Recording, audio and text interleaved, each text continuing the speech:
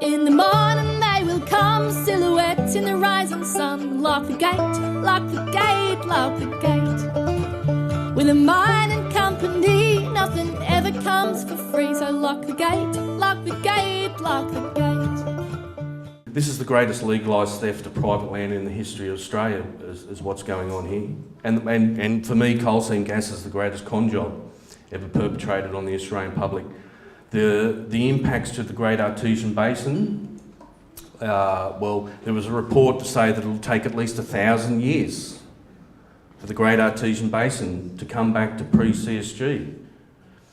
And this, you know, we can all look at, you know, for instance here, my house is down here, and this is the sort of trail they leave. Now, can you imagine, you know, they're into the Hunter Valley, you know, into the vineyards. How are you going to put a... Yeah, how are you going to farm in that? Can anyone... I really don't know how you can farm in that. And there's 40,000 just for the Surat Basin. So these are about 750 metres apart, these gas wells, and you'll have an access road and a pipeline corridor, which is about a 40 metre wide clearance. And that'll just crisscross through the landscape until all the wells are connected, then they send it to a processing plant, and then that goes up to Gladstone. You know, you even look at what's happening at Gladstone. It's very easy to look at a site specific and say, well, you know, it's not going to worry us because we're in, you know, Nambucca and Coffs Harbour, but the coal seam gas industry will impact on future generations because it'll affect the ability to produce clean food, clean water. The government spent all this money on the Murray-Darling Basin Plan, restricting farmers' access to the water. The coal seam gas industry can take as much as they want. As much as they want. So lock the gate, lock the gate, lock the gate. What we're faced with right now and right here is some very large-scale antimony and gold explorations that are about to be approved. So that is a reality, and there is an active mine at Hillgrove, which was the subject of the 730 report, that has been purchased by Ancoa, a large Chinese-owned company, who have stated in their PowerPoint presentation, I'll show you, that they're going to operate the mine at levels higher than it's ever been in its 35-year history. So lock the gate, lock the gate, lock the gate. As you saw in the film, there's been about 5 major toxic spills from the Hillgrove mine, which was operated by Straits, and 3 of those were last year. And it's pretty concerning when the Environment Minister of New South Wales not only didn't know about them, but then proceeded to actually lie on the public record, on national television, that the fish had been tested. Lock the gate, lock the gate. This is Halls Peak. It's Geogla's just 45 k's from Armidale. It's on the Armidale to Grafton Road. Again, it's an area that's traditionally very rich in base metals, and Precious Metal Resources have said in their presentation to their directors that the reserve of ore resembles Mount Isa and in fact could eclipse Mount Isa in the scale and size of the deposit. This is the one that they've got $2 million investment for from the Chinese. It's well advanced. The application has been approved. They're doing exploratory work and they're about to move into the next stage of the project. And again, this is going to flow right down through the Styx River area, right into the Macleay area and affect the Macleay. So lock the gate, lock the gate, lock the gate. Some of these companies are even willing, without a federal state licence to go and do the exploration, to go in, to get in first.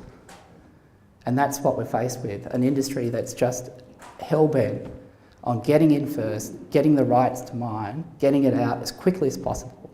Lock the gate, lock the gate. So that's the bad news.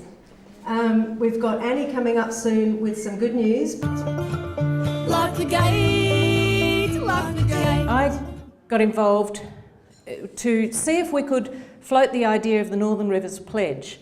And so that's why we pulled together this capacity building team. And so basically we have the Northern Rivers Pledge, which is a pledge that people can take to defend the Northern Rivers. And it has, in the beginning, I thought, oh, well, it could just be to do with, for civil disobedience, was my thought. It was a bit naive. And then we quickly realised there had to be something for everybody. And so we have 5 elements to the pledge. The pledge to lock your gate, the pledge to communicate with your neighbours, with everybody, with your workmates, with politicians, the pledge for practical support in terms of your skills and money, and then the pledge to make my road CSG free, and finally the pledge for peaceful direct action, and that's to attend training in non-violent direct action and figure out how you can become involved in that. From the Liverpool Plains to St Peter's back lanes, lock the gate, lock the gate, lock the gate.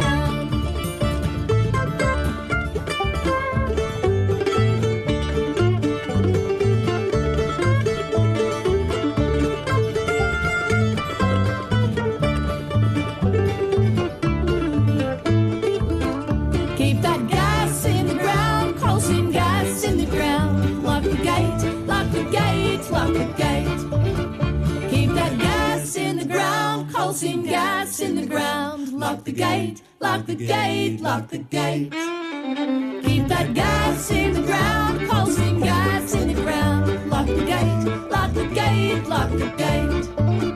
Lock the gate, lock the gate. And if you do have an action, part of the non-violence training is to have police liaison. You know, Aidan and Sue, who's the Environmental Defenders Office lawyer, went and saw the Superintendent of Police in the Richmond Area Command. And they said, this is going to happen. There are going to be people of all walks of life in front of bulldozers because they're not going to let this happen in the Northern Rivers. And we're just coming to say, we're going to do it non-violently, and we're going to do it we are going to do it. It is going to happen because unless this is stopped. So those sort of organisations, so organise some non-violent training. When you know, if you decide to accept and work with a road strategy, or whatever you do, but organise training for people and start preparing because it will come to it because of the amount of money that's involved. But I'm optimistic, somewhat. It'll be a photo finish, you know?